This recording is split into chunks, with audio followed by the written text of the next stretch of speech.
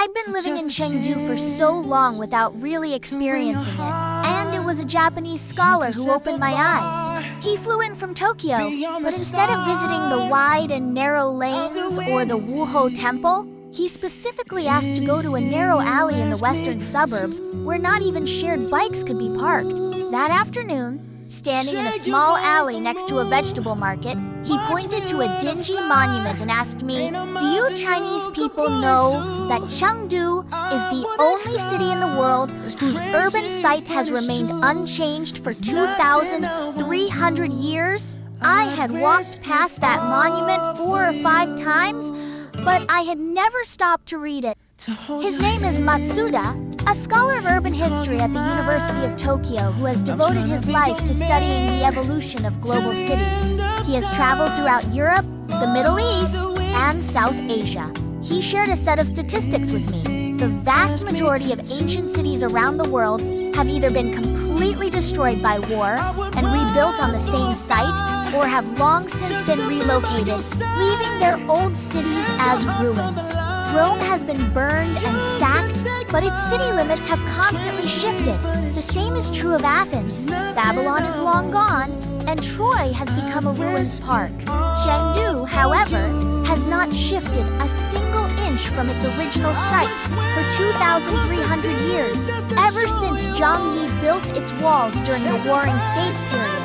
He said he has visited more than 200 ancient cities around the world, and Chengdu is the only one where, when he compared a satellite map with a map from 2,000 years ago, the two overlapped perfectly. In his own words, this defies common sense in the history of world cities.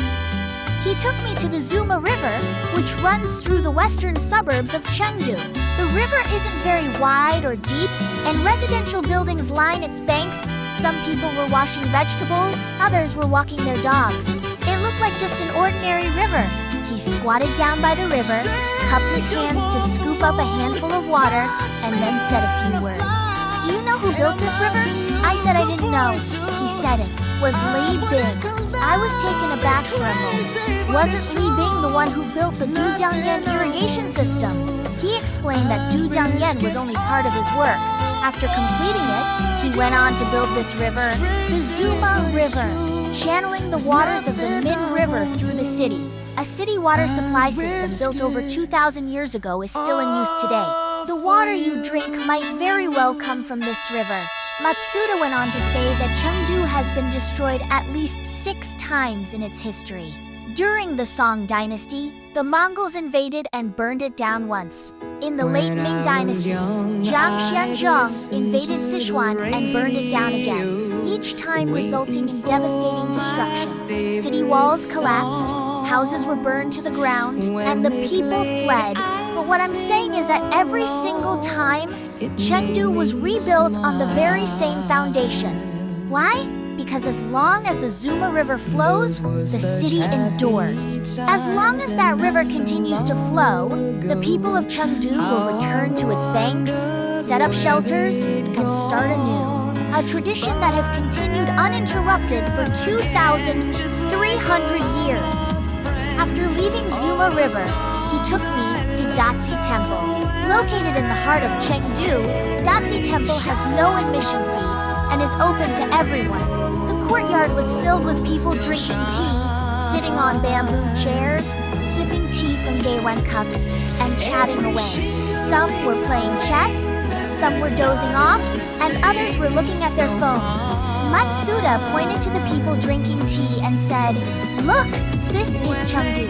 He said that Datsi Temple is the soul of Chengdu, not because of its size or grandeur, but because it has witnessed the city's most devastating blow, as well as its most tenacious rebirth. During the Anlushan Rebellion, Emperor Xuanzong of the Tang Dynasty fled to Chengdu and took up residence at Datsi Temple. Though he was the emperor, he was a refugee.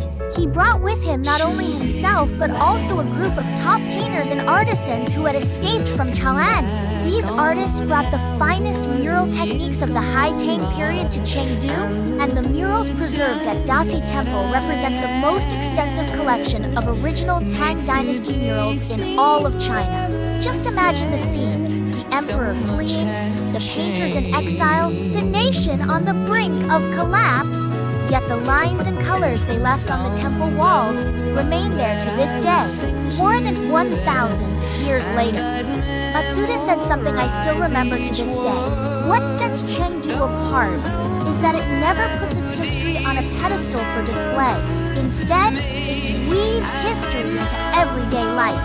The water from the Gujiangyan irrigation system is still being used, the Zuma River still flows, people still drink tea at Dasi Temple, and Tang Dynasty murals are right beside you, while the person next to you might be scrolling through short videos. That's Chengdu. What has the world gone through over the past 2,300 years? The rise and fall of the Roman Empire, the expansion of Islam, the Age of Discovery, the Industrial Revolution, and 2 world wars. And what has Chengdu been doing? Drinking tea. Chengdu isn't just an ancient city with 2,300 years of history. It's a living city that was planned 2,300 years ago and is still in use today. If you open a map app on your phone and search for Chengdu, then compare it with a map of Chengdu from the Warring States period, you'll find that while the city walls may no longer exist, the routes of the main thoroughfares and the locations of key landmarks largely correspond. If a person from the Warring States period were to time travel to present-day Chengdu, they would most likely not get lost, because the Zuma River is still there and the framework of the old streets remains intact. After returning that day, I kept thinking about one thing. I've traveled to many cities in my work creating cultural content, but they were all places I'd visited more than a dozen times. Hotpot, the wide and narrow alleys, giant pandas, taikoli. Every time I went, I ate and did the same things. What shamed me even more was that it was a Japanese person who pointed this out to me. A scholar from Tokyo had traveled halfway around the world to study a Chinese city, and he knew Chengdu better than the vast majority of Chinese people. I've stood in front of that Railway Protection Movement monument many times, yet I've never stopped to read the inscription. I've never stopped to ask myself, why does this city exist? Why here? And why has it survived to this day? In the evening, Matsuda and I sat for a while at a tea house in People's Park. They served us tea in covered bowls. At the table next to us, people were clacking away at a mahjong game. And in the distance, an elderly man was singing Sichuan opera with a very clear, resonant voice. Holding his tea, Matsuda looked at the people around us and said something that has stayed with me to this day. You people of Chengdu haven't forgotten history. You've woven it into your daily lives. 2,300 years, 6 destructions, countless reconstructions.